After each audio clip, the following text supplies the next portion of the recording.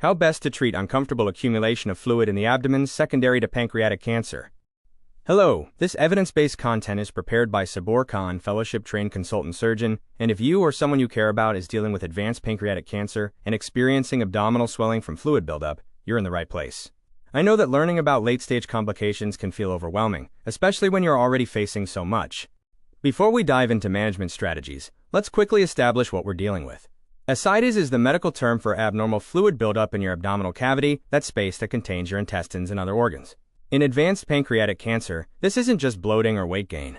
This is actual fluid accumulating between the abdominal wall and the organs inside, and it creates real physical discomfort that impacts daily life. Ascites in patients with metastatic pancreatic cancer is most frequently due to peritoneal metastases. Now, what does this look like in real terms? The cancer has spread to the peritoneum, that thin lining covering your abdominal organs. When cancer cells seed this membrane, they disrupt the normal fluid balance, causing fluid to leak into the abdominal space. This type is called exudative ascites fluid that's rich in protein, because it's leaking from inflamed or damaged tissue.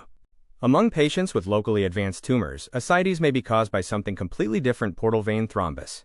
The tumor can compress the portal vein, locally creating what we call transudative ascites. The portal vein is the major blood vessel that drains blood from your intestines to your liver. When a pancreatic tumor presses on this vein, or causes a blood clot within it, blood backs up, increasing pressure in the vessels. This forces watery fluid out into the abdominal cavity. Assessing the serum to ascites albumin gradient, or SAAG, is helpful in confirming which type you have. This is a blood and fluid test that helps your doctor determine whether the ascites is from portal hypertension or from the cancer itself spreading to the peritoneum. This distinction matters because it can influence treatment decisions, particularly whether diuretics might help. Patients with malignant ascites from pancreatic cancer can experience abdominal discomfort, nausea, vomiting, and dyspnea. That's difficulty breathing from the pressure of the fluid against the anterior abdominal wall and diaphragm. Think about carrying several liters of fluid pressing against your stomach and lungs. You might feel full after eating just a few bites. You might find it hard to take a deep breath. You might struggle to find a comfortable position to sleep. For most patients with malignant ascites from pancreatic cancer, median survival is short. I know when you hear this, it's natural to feel scared or overwhelmed. But here's why I'm telling you this. Because the focus should be on symptom control. This isn't about giving up. It's about prioritizing what matters most: comfort, dignity, and quality time. The aggressive nature of advanced pancreatic cancer means that treatment strategies shift from cure to maximizing comfort and function for the time you have. Intermittent paracentesis is the first-line procedure for symptomatic relief.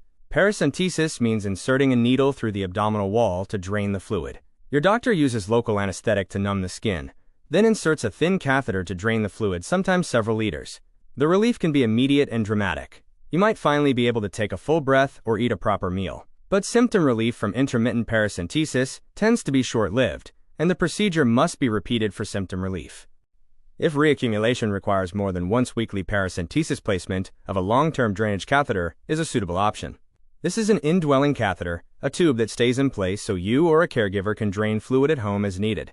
Although complication rates are higher with indwelling catheters, the trade-off is often worth it. Complications include infection risk and the catheter requiring maintenance, but the alternative is repeated trips for drainage procedures. For many patients, having control over drainage at home significantly improves quality of life. Diuretics such as spironolactone and furosemide decrease the absorption of water and sodium in the kidneys and may provide some symptomatic relief. Think of these as water pills that help your body eliminate excess fluid through urination. But here's the crucial distinction. Patients with portal hypertension due to massive liver metastases or malignant Budd-Chiari syndrome may be more likely to respond to diuretics than are patients with peritoneal carcinomatosis. If your ascites is from peritoneal spread, diuretics alone typically aren't enough. You'll need drainage procedures. What type of ascites do I have? Is it from peritoneal disease or portal vein involvement? This will help us determine if diuretics might work. How frequently will I likely need paracentesis? Should we consider a permanent drainage catheter now or wait and see? What are the specific infection risks with an indwelling catheter, and what signs should I watch for? Can you refer me to palliative care services to help coordinate my symptom management? Fever or chills after a paracentesis procedure or with an indwelling catheter. This could signal infection. Sudden worsening of abdominal pain beyond the usual discomfort.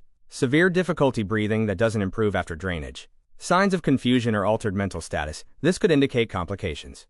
If you haven't already been connected with palliative care services, now is the time. Early initiation of palliative care services improves clinical and quality of care outcomes and may prolong survival.